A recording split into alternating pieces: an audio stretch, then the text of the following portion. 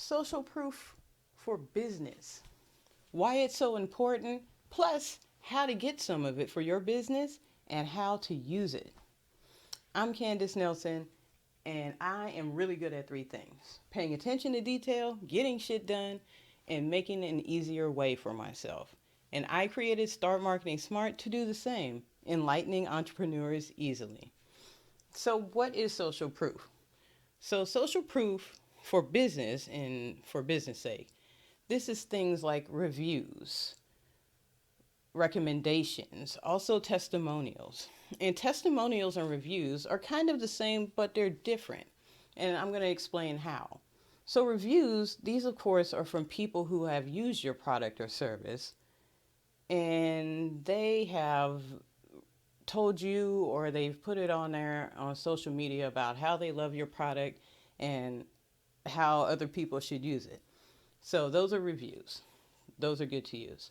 Recommendations. Now, this can be from recommendations from people who have used your product or service, and it can also be from people who have worked with you and know how good you are at certain things, and they can give you a recommendation that you do these things well.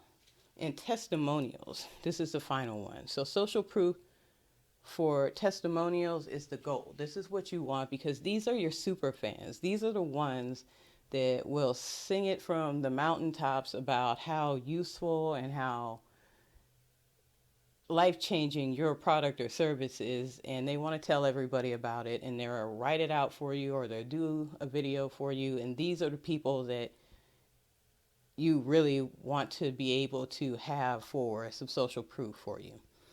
So, number two, why should you have it? So, for one, you should have social proof because one, it shows that you're a legit business and that you're really putting in that work and that you've been around for a while. Two, it gives your customers or potential customers a sense of security because if other people like it, then they might like it too.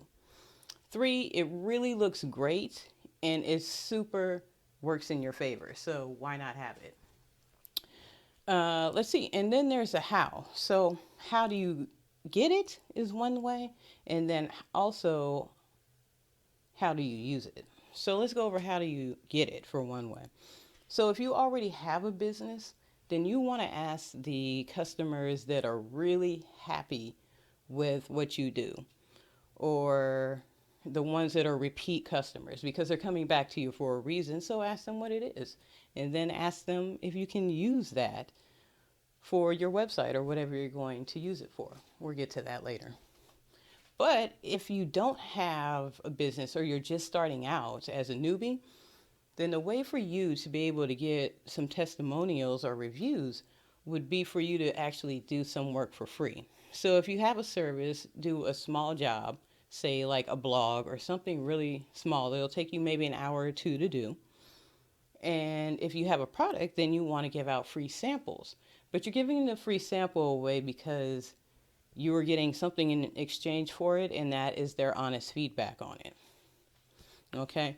So both of those things that I just mentioned, they require two things. It requires you to provide a great product or service, and it also requires you to ask for what you need, and that's a testimonial or a review. So how do you use it?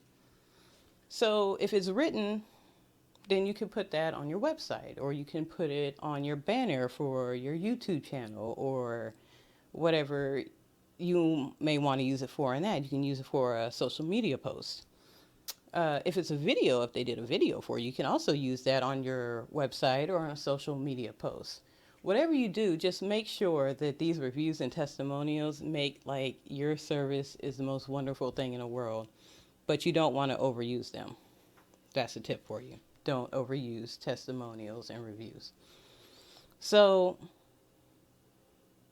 more detailed information is actually in an upcoming course for SMS, and this one's called the Customer Clinic, and that'll be coming out later this year, where I go deep into this topic. But here are some things for you to be able to actually implement right now. And another tip is if you have like a business and it might have a review on Yelp, pay attention to the bad reviews and respond to them, because you don't want to have bad reviews out there being showing that you're unresponsive. You can't help the way people feel about you, but you can respond to whatever it is that they had beef with you about. So there's a tip for you. For more information, you want to go ahead and get on the Goal Getters email list, and you can go ahead and do that at startmarketingsmart.com /goal getter, GOALGETTER, and you'll keep up to date with everything that's coming out. Thanks for coming, and I'll see you next week. Don't forget to please, if you like this, comment, like, subscribe, and share it with everybody you know that might think it's helpful. And I'll see you next time.